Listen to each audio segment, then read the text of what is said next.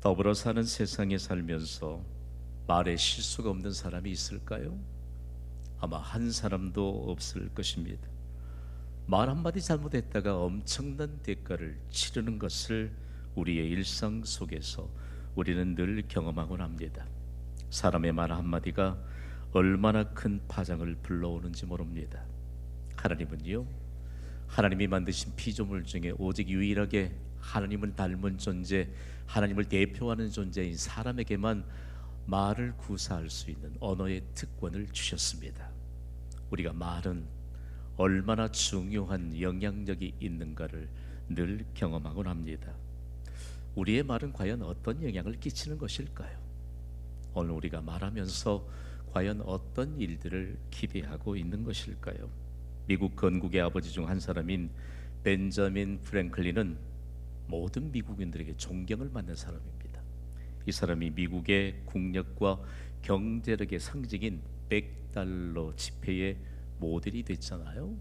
저는 이 사람에 대해서 연구하다가 이분은 믿음 하나로 온 국가와 그리고 모든 세밀한 부분까지 복을 받게 했던 사람입니다. 특히 말로써 미국인들에게 영향을 끼쳤는데요, 선한 영향력을 끼치는 곳곳마다 놀라운 열매를 거두게 됐습니다.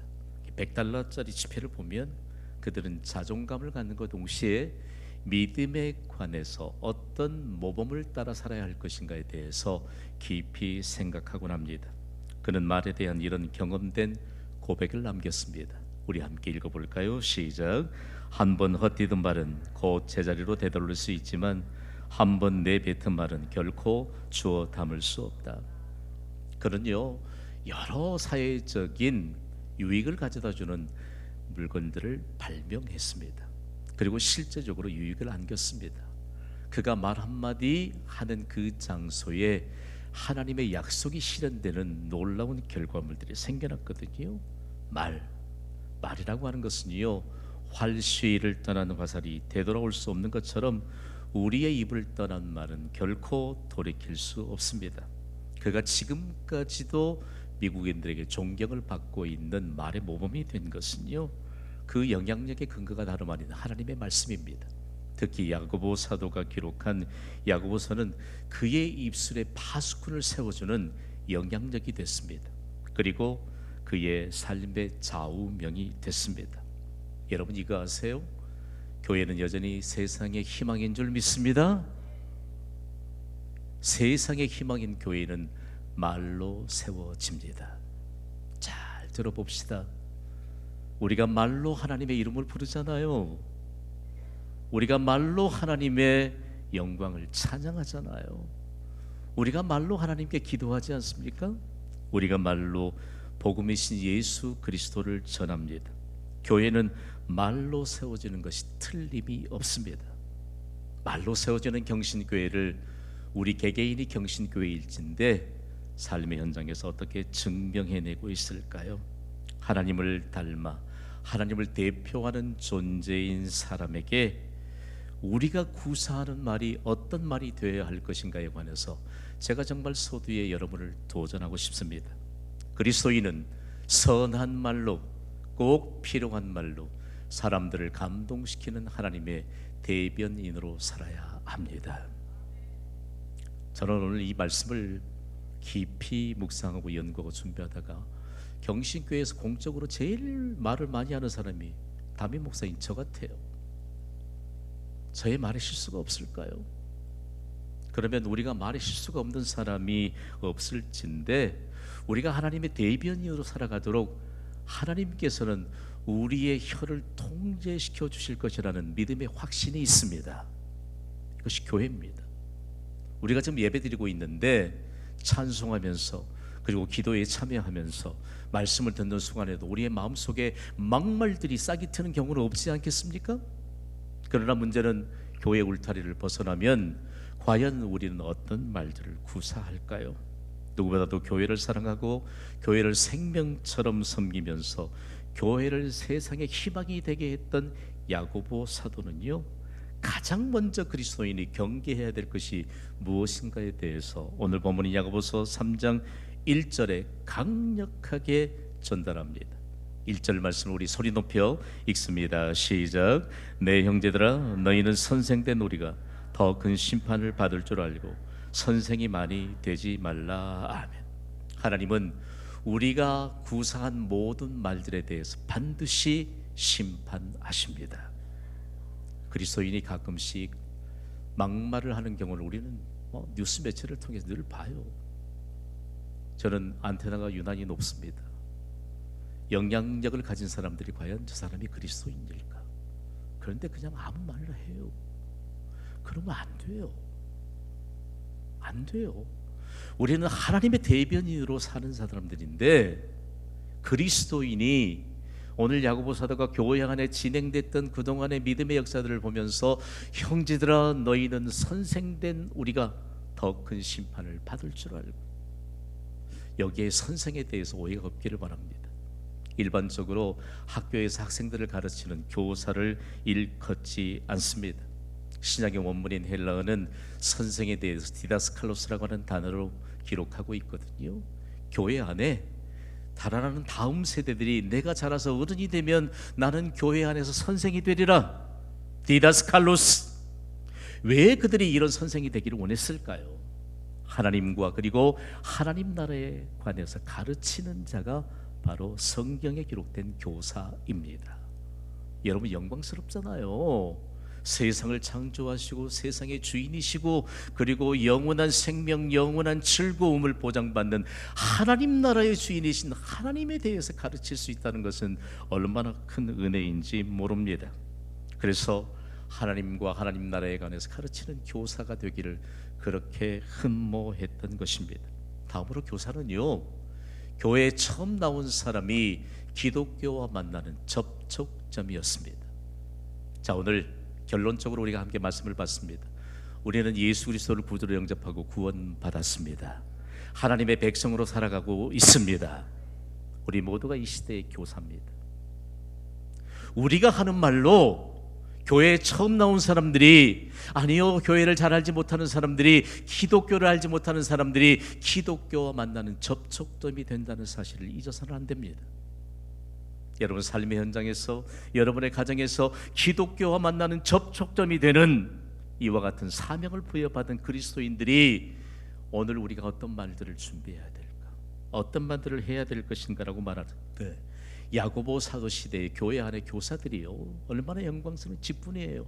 그럼에도 불구하고 잘못 가르치는 것을 보았습니다. 여러분, 교회는 사람의 생각을 초월하는 영광스러운 하나님이 세우신 축복의 기관인 줄 믿습니다.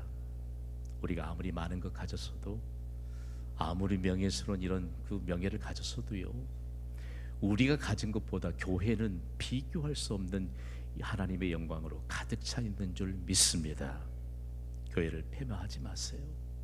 부지 중이라도 교회를 흠잡지 마세요. 여러분은 은연 중이라도 여러분의 뭔가 권위를 드러내기 위해서 교회를 추락시켜서는 안 됩니다. 오늘날 교회를 통해서 하나님이 무엇을 요구하실까?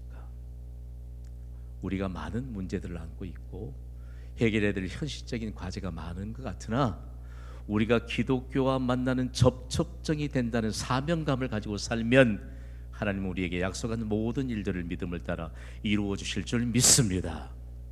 내가 가진 게 크거든요. 내가 그동안 쌓아왔던 무슨 관록들이 대단한 것으로 여겨지니까 교회와 그리고 기독교에 관한 내용들에 대해서 접촉점이 되지 못하는 경우들이 종종 많습니다. 야고보 사도의 고민이 얼마나 컸을까요? 그는 기도의 사람입니다. 낙타 무릎이라고 하면 별명이 붙을 만큼 기도로 교회를 섬겼고, 기도로 성도들을 섬겼고, 기도로 세상을 섬겼고, 그리고 복음이신 예수 그리스도로 세상을 섬겼던 사람입니다. 그런데 교사들이, 알만한 사람들이 잘못 가르치는 것입니다. 경신교회의 동역자들이요, 여러분이 가는 곳곳마다 기독교와 접촉점이 돼서 수많은 천국 백성들이 태동될 수 있게 되기를 주님의 이름으로 선포합니다. 여러분을 통하여 축복의 문이 열리기를 주님의 이름으로 선포합니다.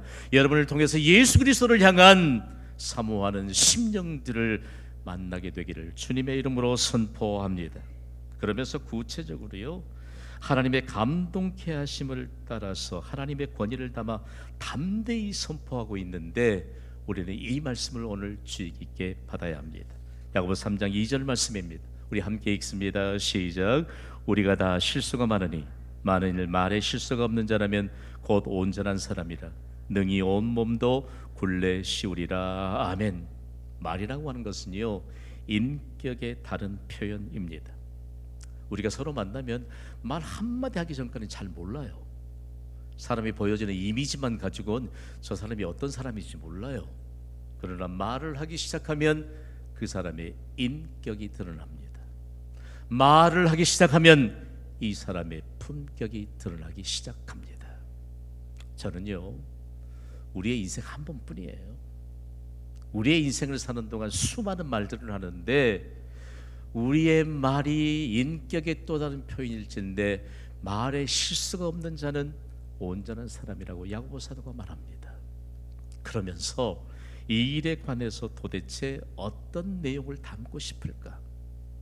말이 얼마나 지대한 영향을 끼치길래 그는 지금까지 고대인들에게 영향력 있게 행사했던 세 가지의 제어 장치를 등장시킵니다.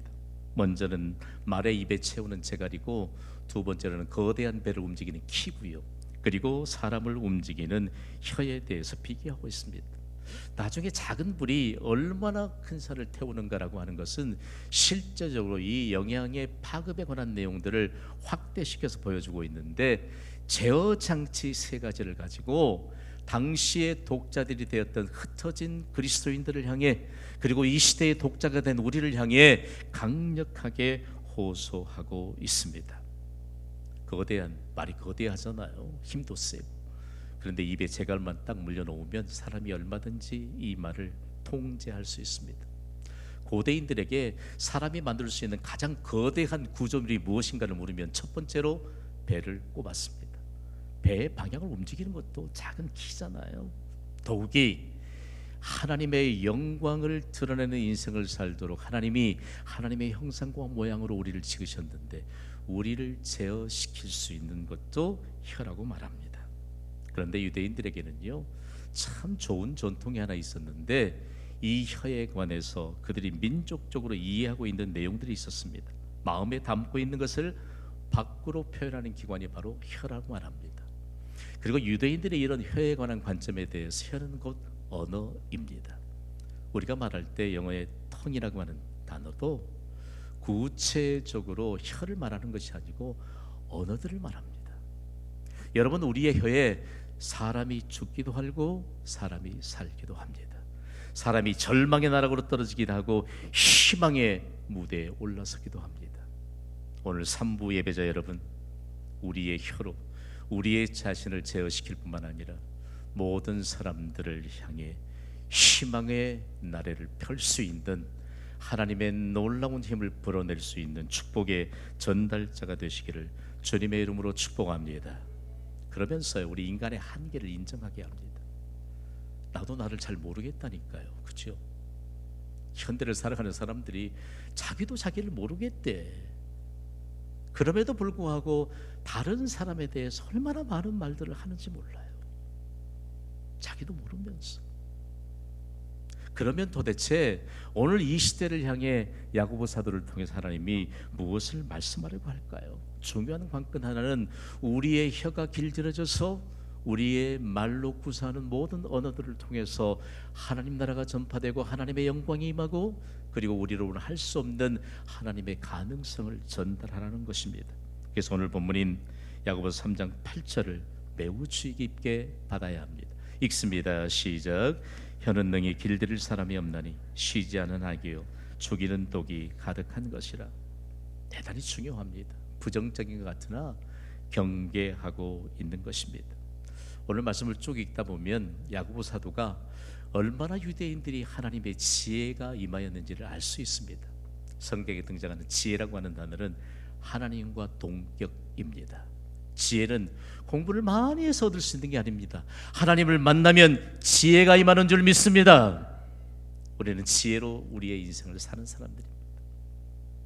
지혜가 곧 하나님인데 유대인들이 하나님의 말씀을 먼저 받고 얼마나 지혜가 임했는지 오늘 야고보 사도의 고백을 읽으면 아이고 뻥치시네. 어떻게 사람이 여러 종류의 짐승과 새와 벌레까지 길들일 수 있는가? 정말이더라고요. 그리고 바다의 생물도 길들이고 있다. 그런데 몸의 많은 지체 중에 혀는 작은 것인데 혀를 길들일 사람이 없다고 말합니다. 오늘 전능하신 하나님 앞에서 예배하는 여러분, 인간의 한계를 인정하시기를 주님의 이름으로 축복합니다. 여기에 바로 받아야 될 메시지가 있습니다. 혀를 길들이는 것이 온전한 사람이 되는 첫 단계요, 동시에 마지막 단계입니다. 오늘 이런 질문이 생기지 않을까요? 그렇다면 말에 실수가 없으려면 과연 어떻게 해야 될까요? 우리가 말에 실수가 없으려면 어떻게 해야 할까요? 혀를 길들여서 말에 실수가 없게 하기 위해서는 성령의 통제권 안에 머물러야 합니다. 어려운 표현일까요? 예수님의 이름을 부르는 순간 삼위 하나님이신 성령 하나님은 우리의 삶에 개입하십니다. 내 안으로 들어오십니다. 우리 한번 불러보겠습니다. 예수님, 예수님. 지금 즉시로 내 안에 성령님이 들어와 계심을 우리는 믿습니다. 중요한 것은 내 안에 계시는 성령님을 손님 자격으로 모시느냐 아니면 주인 자격으로 모시느냐의 문제입니다. 내 안에 계시는 성령님은 우리의 삶에 개입하시는 하나님이십니다. 그러니까 해답을 주시는 것이지요. 이 성령 하나님이 우리의 주인으로 머무르셔야만 성령의 통제권 안에 머무르는 것입니다. 오늘 이 시대에 많은 사회적인 문제들이 참 많습니다. 학교에서도 교사의 통제권을 벗어나면 문제 학생이 되잖아요. 우리 좀 알고 살아야 돼. 전반적인 우리 모든 일들을 통해서 우리가 그동안 얼마만큼 이런 사회적인 질서를 하나님으로부터 배웠음에도 불구하고 그 질서마저 우리가 인정하지 않으니까 너무 많은 문제들이 많은 거예요. 가슴이 아파요. 뉴스 매체를 통해 전달되어 오는 소식들을 보면 도대체 이게 뭘까? 도대체 이게 뭘까? 우리 초등학교 시절에는요, 선생님 그림자도 밟지 말라. 저희 집이 대부분 형제들 다 선생님들이. 하나님은, 예수 그리스도는 우리의 영원한 스승인 줄 믿습니다. 가르침을 받는 중요한 역사에 흔적을 남겨야 될 사람들이 그리스도인입니다. 영원한 스승이신 예수 그리스도의 가르침을 받는 인생처럼 영광스러운 인생은 없습니다. 말의 실수가 없으려면 성령의 통제권 안에 머물러야 합니다. 성령의 통제권 안에 머무를 수 있는 최적의 시간은 기도의 시간입니다. 여러분, 예배 시간에 이미 우리가 성령의 통제권 안에 있는데 우리가 하나님과 대화하기 시작하는 그 기도는요, 우리에게 있는 중요한 언어들을 형성시켜주는 시간입니다. 기도의 언어는 하늘의 언어입니다. 기도의 언어는 고품격 언어입니다. 기도의 언어는 오직 하나님이 우리에게 성령을 통해 주시는 확고부동한 축복의 언어인 줄 믿습니다. 기도의 자리에서 하나님을 향해 막말하는 사람 저는 아직 보지 못했습니다. 기도한 이후에 우리가 아무 말이라도 하는 사람이 있다면 오늘 이 시간부로 축복의 무대에 전환하여 완전하게 방향 전환을 할 수 있게 되기를 주님의 이름으로 간곡히 부탁을 드립니다. 기도의 언어, 고품격의 언어. 여러분 이거 아세요? 이 나라에 복음이 들어올 때 가난했던 거 아시죠? 페니실린 하나가 없어서 간단한 질병도 치유하지 못한데 온 민족이 생명을 잃고 고통당하고 배고프고. 그런데 이 땅에 복음이 전해지고 교회가 세워졌습니다. 교회에 모여 성도들이 기도했습니다. 하늘의 언어를 배웠습니다. 고품격의 언어를 하나님이 입술에 담아주셨습니다. 배고픔을 하나님이 고품격의 은혜, 하늘의 언어로 완전하게 극복하게 하신 줄 믿습니다. 문제는 배부름을 이기지 못하고 있다는 사실입니다. 한국교회의 가장 큰 문제는 하나님이 해결해 주신 배고픔의 문제는 해결됐으나 배부름의 문제를 해결받지 못하고 있는 이 시대를 살아가는 우리에게 과연 우리의 입술에서는 어떤 언어들이 구사되고 있을까? 오늘 현재가 있는 것은 전적인 하나님의 은혜인 줄 믿습니다. 하나님이 모든 것을 하신 줄 믿습니다. 우리의 말은 무엇이라고 말합니까? 저는요, 경신교회 말만 들어도 가슴이 벅차 올라요. 저는 한 번도 교회가 얼마나 소중한 것인지 몰라요. 누가 어느 교회에 출석한다 그러면 정말 이렇게 존귀한 사람을 만날 수 있게 된 거 얼마나 감사해요.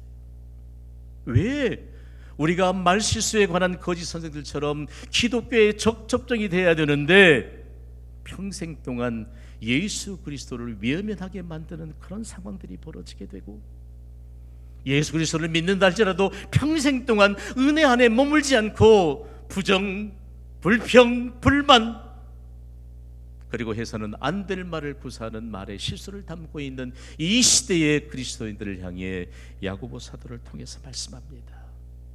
여러분, 하늘의 언어, 고품격의 언어가 우리의 입술에 담겨지기를 주님의 이름으로 선포합니다.